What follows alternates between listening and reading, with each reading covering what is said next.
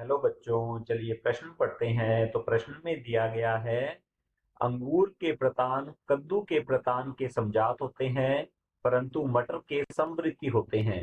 इस कथन की पुष्टि कीजिए। तो इस प्रश्न की मुख्य अवधारणा के बारे में हम जान लेते हैं। तो यहाँ लिखेंगे मुख्य अवधारणा। इस प्रश्न की मुख्य अवधारणा है हमारे पास प्रतान। तो प्रतान के बारे में हम जान लेते हैं।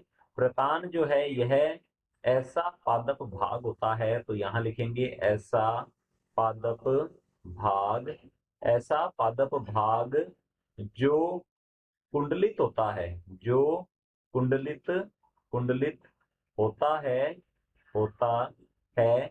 यह स्प्रिंग के समान होता है तथा तथा पादप को यांत्रिक सहारा पादप को यांत्रिक सहारा तथा तथा आरोहण में आरोहण आरोहण में सहायता करता है। आरोहण में सहायता करता है। इसे कहा जाता है प्रतान। अब हमसे पूछा गया है अंगूर के प्रतान कद्दू के प्रतान के समजात होते हैं।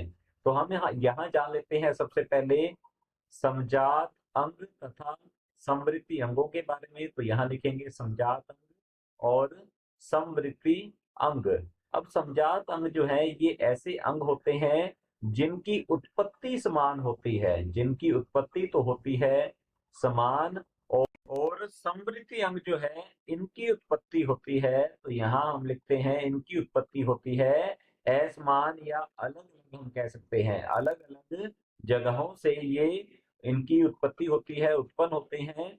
तो पूछा गया है अंगूर के प्रतान। तो यहाँ लिखते हैं अंगूर अंगूर तथा अंगूर तथा कद्दू। तो यहाँ लिखेंगे हम कद्दू के प्रतान। अंगूर तथा कद्दू के प्रतान जो है ये दोनों ही हम कह सकते हैं कि ये तने से इनकी उत्पत्ति होती है। कोई शाखा जो है तो यहाँ लिखेंगे तने की शाखा।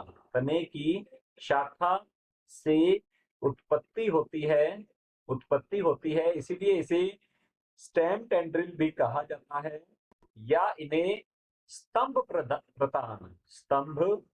प्रतान के नाम से जाना जाता है। और दूसरी ओर जो समवृत्ति अंग होते हैं इनकी उत्पत्ति भिन्न भिन्न होती है। जैसे कि हम कह सकते हैं मटर के जो प्रतान होते हैं ये समवृत्ति हैं। तो हम यहाँ लिखते हैं मटर के प्रतान। तो यहाँ लिखेंगे मटर के प्रतान। मटर के प्रतान की उत्पत्ति जो है ये होती है पर्ण से। तो यहाँ लिखेंगे पर्ण से उत्पत्ति होती है इसकी, पर्ण से उत्पत्ति उत्पत्ति होती है। इसीलिए कहा जाता है कि अंगूर तथा कद्दू के प्रतान जो है इनकी उत्पत्ति जो है वह समान है। तो उत्पत्ति समान वाले अंग जो है या भाग जो है ये कहलाते हैं समजात अंग या समजात भाग। और मटर के प्रतान जो है इसकी उत्पत्ति होती है पर्ण से, इसीलिए इसे कहा जाता है समवृत्ति अंग या समवृत्ति भाग के नाम से इसे जाना जाता है। तो ये रहेगा हमारे प्रश्न का उत्तर। आशा करता हूं आपको समझ में आया होगा। धन्यवाद।